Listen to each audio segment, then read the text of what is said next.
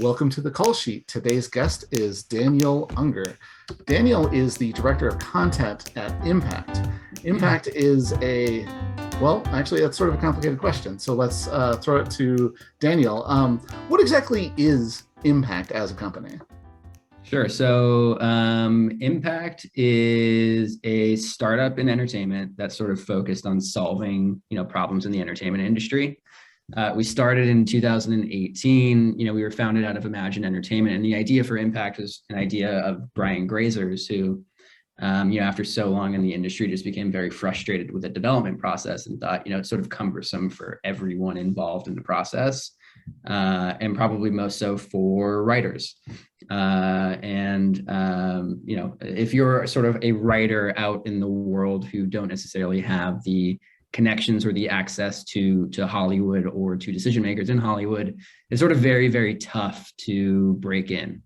So, the goal with Impact was to, try to create a system and a pipeline for, talented writers everywhere in the world, because we believe they're sort of everywhere and can be found anywhere, who have, good ideas and have the, ability to execute on those ideas to sort of find to have an access point into Hollywood, where they can, have their material read and evaluated, and then, have the knowledge, the resources, and the platform to be able to develop their ideas, at a commercial pace. So you're trying to open up this development process to new writers or writers that aren't like established. But there is something to be said for gatekeepers. A production company or a studio, they don't want to read 1,000 scripts from people who are, nearly illiterate. And I used to be a reader, so I've seen these things. So how do you guys, how do you make that possible? Well, so we created a system where, what you're submitting to us is not just, a script that's coming in cold without any context behind it. We created an application that's fairly rigorous, that's sort of modeled after like questions that Ron Howard and Brian Grazer asked themselves about projects, questions that we as executives sort of ask ourselves about projects that we want to take on. And it's been sort of refined over the years from talking to, various producers, executives, industry luminaries who have who we've brought in to speak at Impact over the years, who have these questions that they like to ask themselves before deciding whether to take on a project. So, when you're submitting to Impact, what you're submitting is an application. And then we have a system where, us, the executives at Impact, and our team of, trusted readers who have gone through an application process of their own, go through it and read every single application that comes into Impact and evaluates them on, a structured criteria set. Every single script gets read like that, because that's the thing that I think new writers are most terrified of, is sending it into like this black hole that nobody will ever like read. Every single application gets read. And, part of being a professional writer in Hollywood is learning how to pitch yourself and learning how to pitch your projects. And so the application is really supposed to mimic a sort of written pitch. We have a system where we read every single application, and it sort of filters up from there based on the applications and the writers that we like. But yes, everything that is submitted is getting read by a human. That's amazing. That's a lot of like real work. And there's like you said, an actual human being. There's no way around that. Like there's no software that can sort of filter that. Now, you said this started in 2018, and my understanding is you've been there from the very beginning, but you weren't always the director of content. Like how did you start at the company? Sure. Yeah. So as I said, Impact was founded out of Imagine Entertainment. I was working at Imagine Entertainment when Impact was started. I was an assistant to the SVP of features at the time, who's Tyler Mitchell, who's now the CEO of Impact. And when Brian Grazer came up with the idea for Impact, he asked Tyler to, try to make it a reality. So, Tyler started working on this thing, started writing up business plans and modeling what the company would be like. And, when we launched Impact in 2018, not really knowing exactly what it was going to be, we ended up getting, over 4,000 submissions from 80 countries around the world to our first accelerator program. And just out of necessity, I was sort of brought into the fold, and worked my way up from there. And, at a company that was really fledgling and growing, since it was launched at a pretty rapid pace. So it was a lot about being in the right place at the right time. And then just working hard at this, company that I thought had a great mission that I believed in, and, allowed me to do the work that I really liked and wanted to do, which is working closely with writers on developing projects. So tell us a little bit in more detail about that actual process, because I think everyone sort of knows that the assistant is the bottom rung of the ladder, and you want to climb your way up. What did you do to first of all, I guess, prove your worth in order to be promoted, but also, like, how did you even approach like the idea of being promoted? Like, some people prefer to promote from within and some people don't, and how did that whole process go? Because it's been only 4 years that you went from an assistant to the director of content. Like, that's a big deal. Sure. I mean, yeah. So, again, a lot of it was sort of being at the right place at the right time. When Impact was starting as a company, there wasn't an infrastructure of executives to be able to do the things that came up that were needed. So, I just started sort of raising my hand, reading as much as I could, offering my ideas and feedback to writers, or to Tyler, who was the head of the company at the time, or to the mentors that we brought in to work on the projects.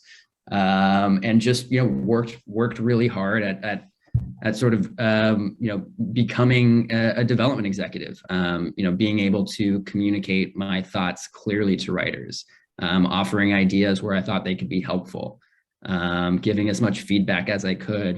Just being available to help in any way that I could. And I think the hard work that I sort of put in was recognized.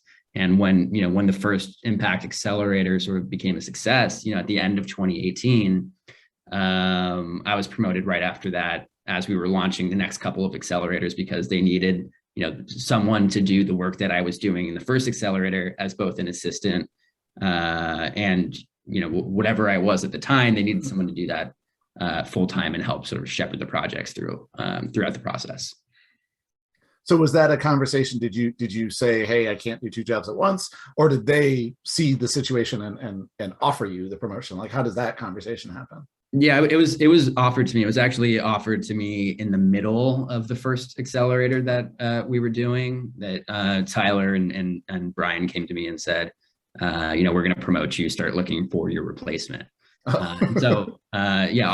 often happens, with assistants in Hollywood, is that they're doing 2 jobs or more at once, and then you're sort of doing all of the work of your assistant duties while still proving that you can do the duties at a higher level as well. So once we the first accelerator program that we did, again, it was sort of a bit sort of unstructured, and we were sort of figuring our way through the process at the same time. So there was a lot of work to do and to figure out throughout those few weeks. And then after that, finished, I started looking for my replacement, who we brought on in January of 2019. When that was the official sort of promotion, where I became a creative manager at the time. Okay. And then sort of, I did 2 more accelerators in 2019 as creative manager. And then, again, at the end of 2019, Tyler came to me and said, we're promoting you to director of content. What is that process like, actually, for the people in the audience who do want to, like, break in as an assistant at a company like Impact or Imagine or something like that? What is the process from your perspective of finding a replacement for yourself? When I was looking for my replacement, and, often I think where a lot of assistants who are looking for other assistants, go to find those people in Hollywood at production companies, or, agencies, management companies, or wherever, you create a network of people that you get to know through your normal assistant duties, working with other companies. And, the people that you trust, you go and ask if they have anyone that they recommend. And you sort of, put the word out. Often people like to start small with the people that they trust, and then grow their circle to get, more and more resumes that are coming in, so they can be evaluating as many, candidates as possible. But it is really sort of based on a referral basis. And oftentimes, people who were interns at production companies or studios or agencies and management companies get, put up by the people that they intern for. Yeah, you can also, there's also like, the UTA job list, which is a list that goes around, I think every week or every 2 weeks or so. And they sort of aggregate all the available opportunities like assistant and managerial positions throughout Hollywood. And I mean, that's how I found my job at Imagine, which is just applying through the UTA job list cold, and then sort of figuring out through my connections that I had made up to that point, like who might have a connection at Imagine that I can ask to sort of call on my behalf and advocate for me. Yeah, that actually, that was going to be my next question. I wanted to rewind to sort of earlier in your career. Because Imagine is a top tier production company, and very few people start at a company like that. So what was your first job, and like how did you get into Hollywood at all, whether as an assistant or a PA or something like that? Well, how was that? So yeah, I mean, my sort of first job in entertainment was as an intern. I was an intern at a company called Imperative Entertainment, which I got this summer after my junior year of college. And the way I found that, I went to USC, University of Southern California. I wasn't in the film school. I was an English major. And I didn't really know exactly what I wanted to do. I didn't know that I explicitly like wanted to go into entertainment, but I knew that I really liked stories and storytelling and wanted to do something in that world that also seemed interesting and challenging to me. And so I sort of scoured, like USC has a job list that they send out to all their students. And I sort of scoured and found, this company, Imperative Entertainment, who build themselves as a transmedia company, meaning that they do film, TV, but also, graphic novels, video games, virtual reality, any sort of kind of storytelling that can kind of be, channeled through any medium. And I was like, oh, that sounds interesting. And I, maybe I'll have the chance to sort of work on various kinds of media and see which ones I like best. And so I went and started interning. I applied, got lucky and got the job, and then went to work that summer at Imperative Entertainment, which kind of turned out to be more of a traditional film and TV production company. So, but I really liked the work that they were doing, and I liked the people that I was working with, and I sort of got familiar with how a company like that operates. And so I actually went back to intern for them again the following year. And then, when I graduated college, I was actually trying to be a writer. As often writers do, I didn't really know how to break in or, where to go with writing material. I, made some connections at Imperative, but they weren't necessarily going to hire me as a writer on anything. So I was trying to go, I was sort of thinking to myself, like, okay, if I want to be a writer, how do I sort of become a writer and find something that's going to actually pay my living expenses and, pay my rent and for my groceries. And I was like, well, in Hollywood, there is, the sort of one regimented path of, working in television or becoming a support staff on a television show, and then sort of trying to work your way up the hierarchy of a writer's room, which sort of seemed like a structured way to become, a writer in Hollywood. And so I really, set myself on the path of trying to find a job in a TV writer's room. And it took a long time to figure that out. And it was very circuitous, but the way my first job in entertainment, officially that I was being paid for was as a writer's PA on a broadcast TV show. And the way that I went about getting that, it was rather lucky in being in the right place at the right time. But, after I graduated college, I was doing a bunch of different things, like, working for a catering company as much as I could and writing, blog posts for $50 to $100 anywhere I could find. And one of the jobs I was doing that summer after I graduated was my dad had just sort of recovering from knee surgery at the time, and needed someone to sort of drive him around to appointments. He's an architect who works in West LA, and I was driving him around to his job sites, and he knew that I wanted to go into entertainment, obviously. So at one of his appointments, normally I would just sort of sit in the car, but at one of them, he said, you should really come in for this one. And the person he was meeting was Dana Walden. And I met Dana Walden, who was, I think the head of Fox at the time. And she was very kind and offered to send my resume out to a few shows who she needed some extra support staff.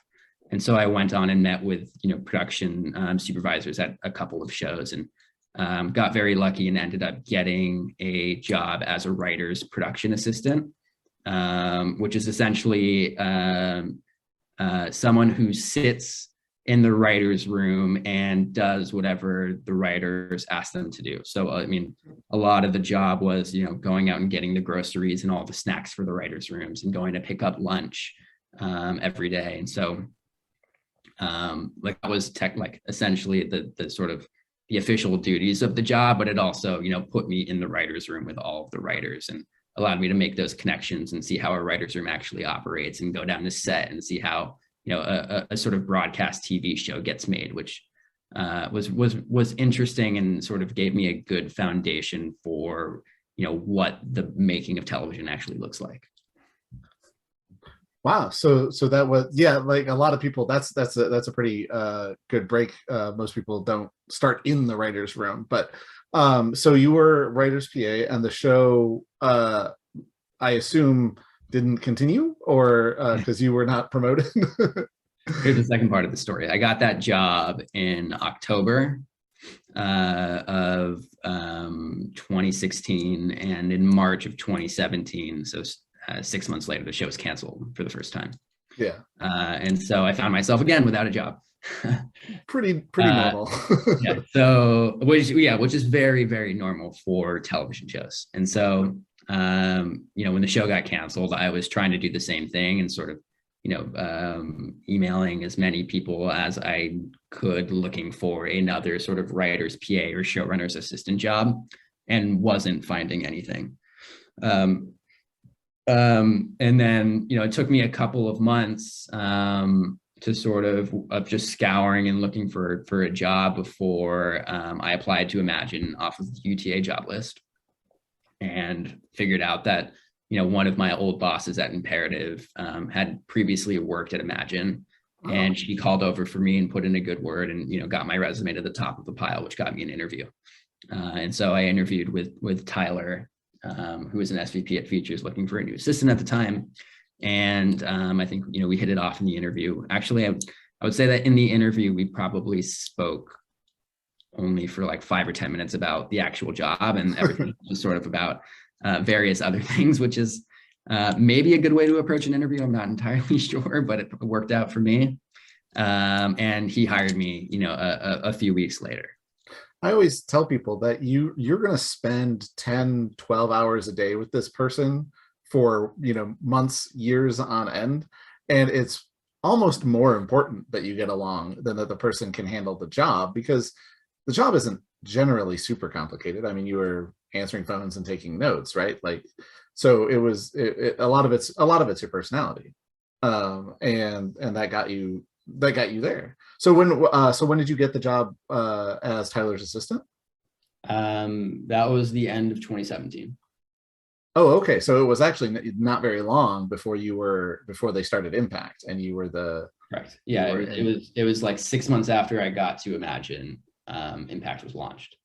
So at that point, you had gotten a job at an well-established production company, and you were going to be, it was going to be pretty, steady and reliable. And then suddenly they decide they're going to start the startup company, and you sort of get like dragged along for the ride. How did you, did you even get a choice, for one thing, but for another, like, were you worried about that suddenly you're at a startup instead of at, one of the biggest production companies in Hollywood? Yeah, I mean, it was a consideration. I thought it was actually pretty exciting to go over. And, look, for the first year probably that we were doing Impact, we were also still, working our job at Imagine too. So Tyler was still overseeing, the features that he was shepherding for Imagine, and I was still, helping out with the projects that I had, been helping out on. for as long So as you I'd weren't been the at the only lab. person doing two jobs. No, Tyler was doing many, many more jobs than two Oh, okay. as well, which is often kind of how it works too. But yeah, I mean, there was never sort of, you know, a sort of inflection point where there was like, you know, it was sort of like Impact was started, Impact was going. I was working on Impact because Tyler was running it and I was working for Tyler. And I, you know, really liked the way that I got to work with writers. I mean, you were in the first, you know, Impact Accelerator. Yeah. It was a pretty contagious environment of a lot of driven, passionate people doing the thing that they love. And I love that environment. And I, you know, I was given sort of more responsibility and more autonomy to work with writers the way that I'd always envisioned myself working with writers. And so it, you know, there wasn't necessarily a point at which I could have said, actually, you know what, I'm going to go and go back to Imagine and do what I was doing there. But that was never a sort of consideration that I had in my mind either. It was like, oh, Impact is great. I want to keep doing this. I want to help writers break in. You know, I want to work on these projects. Like I got to work on these projects. And it sort of took off from there.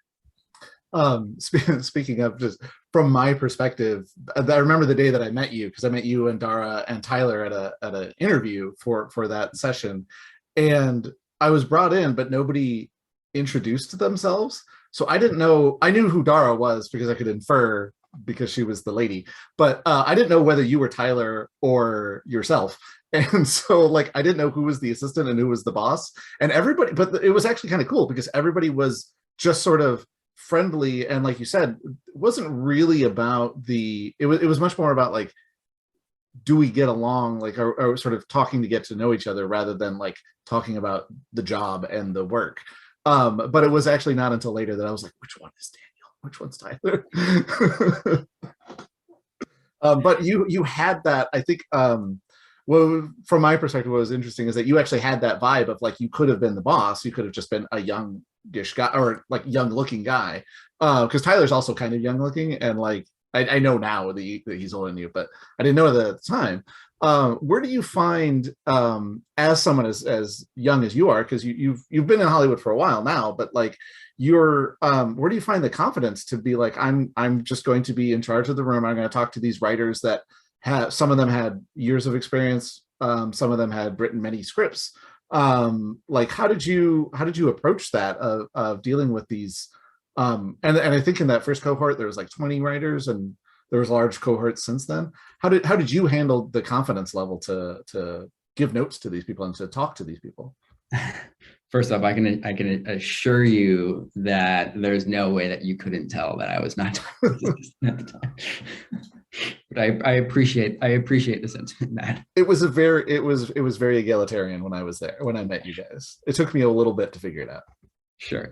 I mean, it's a good question. I don't know that it was something that I learned. It was more about just, you know, again, like being in an environment that was so, you know, creative and egalitarian, and collaborative, and just, you know, like recognizing that my opinion can be as valued as anyone else's opinion in the room. As long as I had, you know, perspectives and opinions, which I did from, you know, reading as much as I had at the time, and you know, formulating the thoughts that I wanted to communicate to people. It was just about a matter of going out and you know, being in the environment and speaking to the writers and telling them what I thought. I was definitely like, I would say I was definitely a bit, you know, tentative at the time to sort of, you know, punch above my weight and step into a role that wasn't necessarily part of my, you know, job duties on paper. But again, it was just, Impact was a very new thing that was constantly evolving, you know, and it sort of left an opportunity for me to define the job the way that I wanted to define it. And that's what I wanted to do. You know, I wanted to read as many scripts as I could, and I wanted to, you know, give my feedback to as many writers as I could,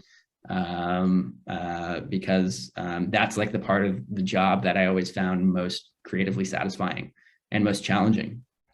And so I guess it's sort of, it sort of felt a bit seamless for me to just start reading and start talking to writers about their work. And I think the confidence sort of came along as I started doing it more and more.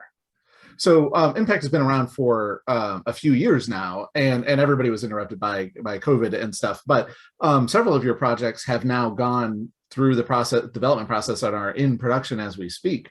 How do you feel from your perspective? How much, for lack of a better word, impact do you feel like you've had on these projects? And can you like look at the final product or the process of production right now and say, I did that, or I feel like I was able to contribute to that? And do you have a sense of personal ownership over these films or shows? I don't know about ownership, but I definitely feel like I contributed to the projects that have gone through our system. Is there a particular element that you can point to that is there anything you're especially proud of that you've contributed to the product that is now going to be coming out?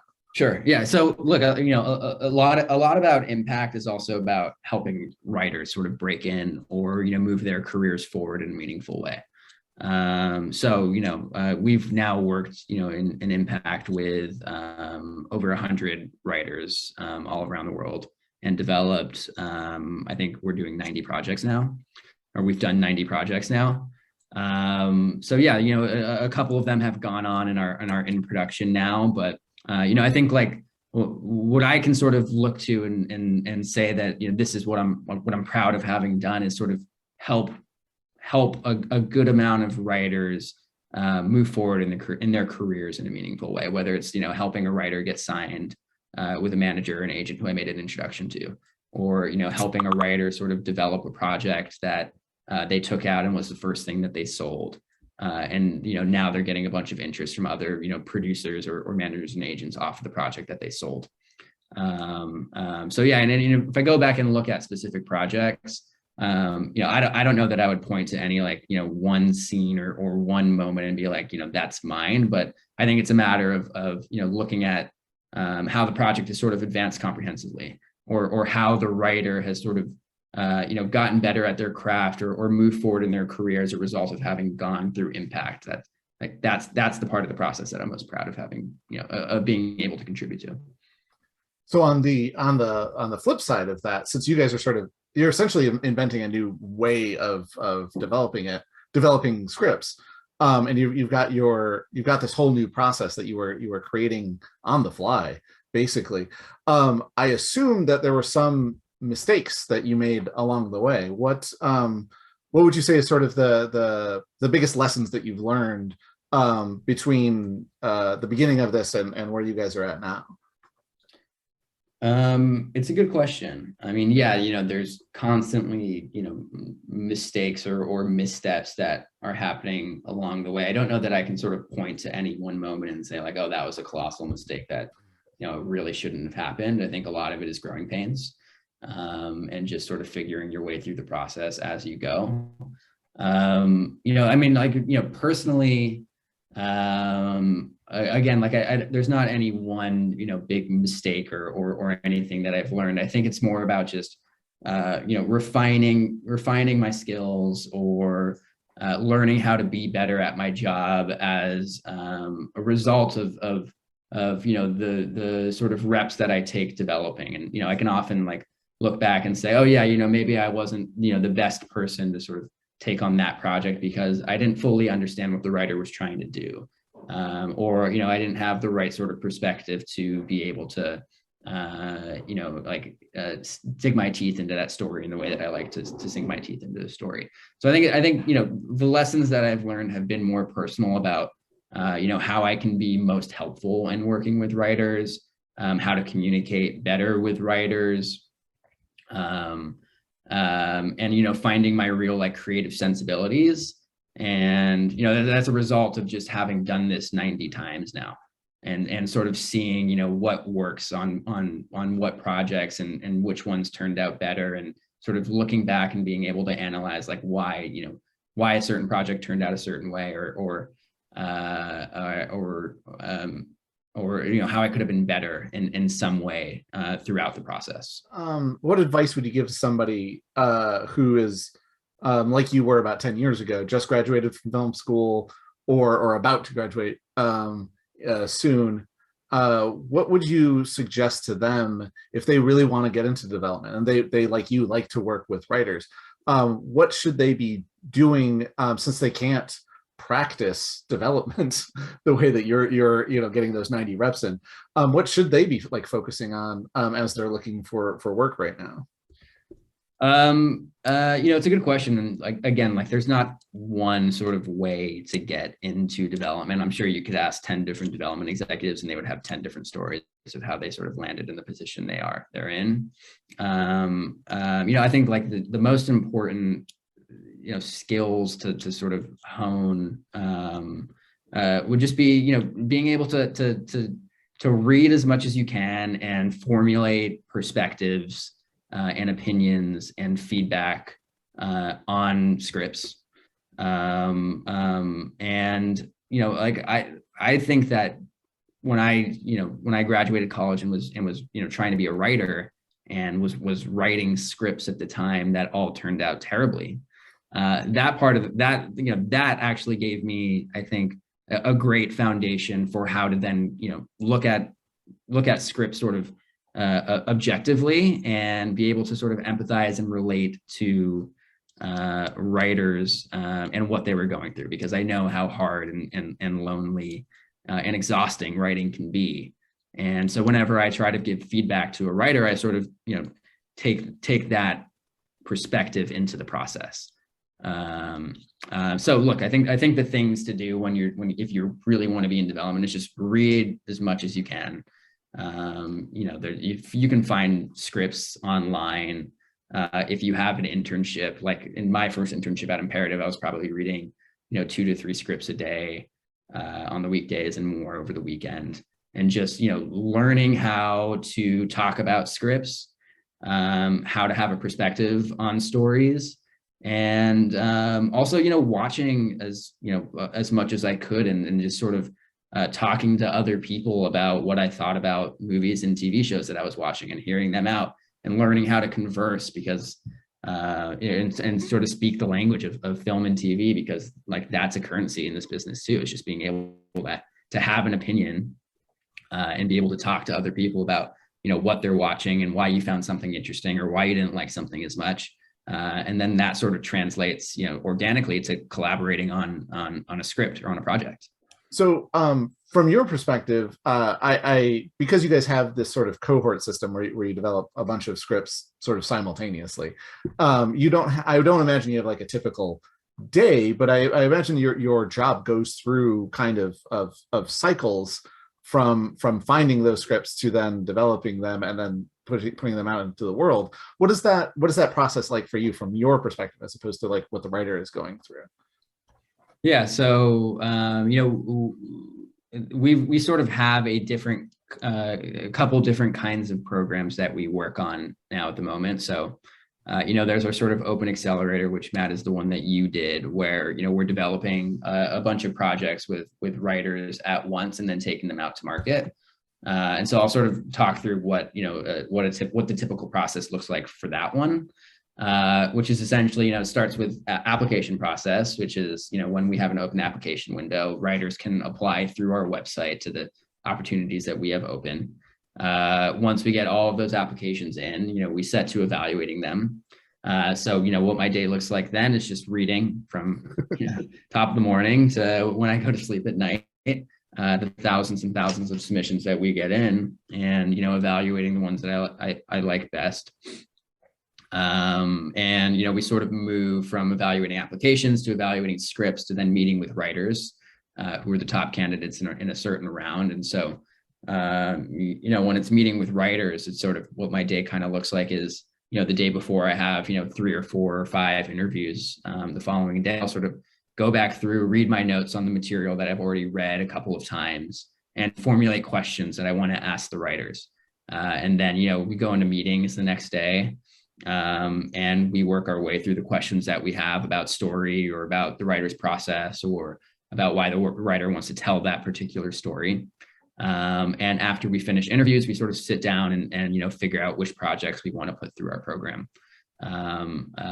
When we actually transition, when we actually select the projects that we're going to develop and then transition into the development phase of the program, again, it's a lot of sort of, reading and evaluating material that sort of the writers are working on throughout the process. It's, working in rooms with writer on, helping them break outlines or, develop characters more, and just sort of being available to support the writers and collaborate with the writers on whatever they might need for, the project that they're working on.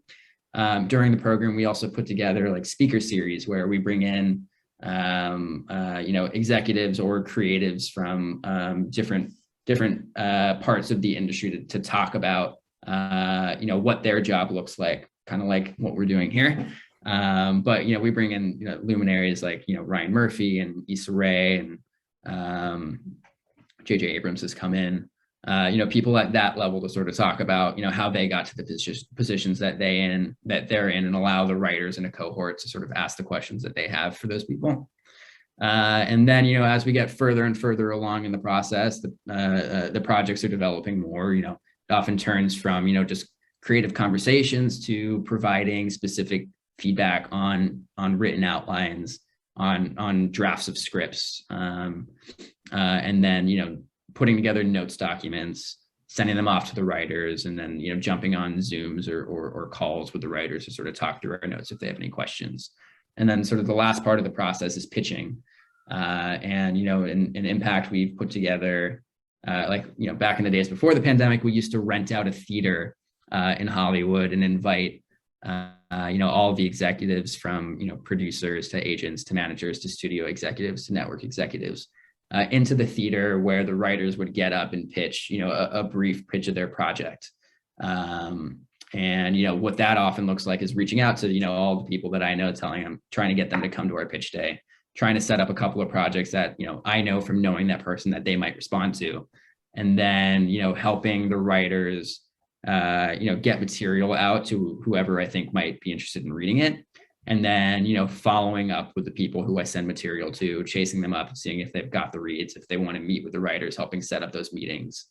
And, hopefully getting, the project sort of set up somewhere, getting the writers signed with a manager or an agent who can take their career forward beyond Impact. So that sounds like a lot for somebody who's not familiar with this process. How many years is that you've described just there? That's 3 months. 3 months. No, the accelerator programs that we run are 8-week boot camps, which is the development, and then the pitch day generally happens a week or two after the 8 weeks. And so for you, that's it's 3 months because of the selection process and all of that stuff. Yeah, I mean the selection process actually does take around 3 months to complete. Oh, okay. To sort of filter through, like in an open accelerator, we typically get around 4,000 applications. It takes us about 6 weeks to evaluate all of those, read the scripts of the candidates that we want to read the scripts for, and then meet with the finalists. Wow, that's so many people. So I guess one final question is, I'm sure there's a lot of writers who have applied or who now learning about it for the first time will want to apply. So hopefully you'll have more than 4,000 next time. What would you say? What is a thing that I think a lot of people miss in these applications, assuming the script is good, right? What is something that they miss that sort of ends up getting them passed that maybe somebody could work on to get their application noticed? And even if it's not application for Impact, towards one of the other writing programs, or just in a meeting that they might have with a agent or a development exec somewhere down the line. What's the thing that a lot of writers don't think to talk about it or bring up? Yeah, I mean, I think I said this earlier, but being a professional writer in Hollywood means that you have to learn how to pitch. But you have to learn both how to pitch the projects that you're working on, and you have to learn how to pitch yourself. And so, I think some writers might think that, if it's on the page, it'll sort of speak for themselves.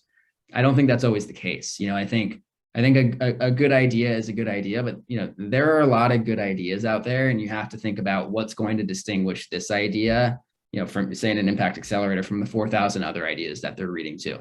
We see a lot of good ideas that come through the program, but the question that I always ask myself when I'm evaluating an application or a project is, what is this writer trying to say and why are they saying it? And so I think it's important to find your sort of personal or your unique angle into a story, meaning the reason that you want to tell the story, why you're inspired to tell the story, why you're passionate about this story, and what you're sort of hoping to explore or communicate through telling the story.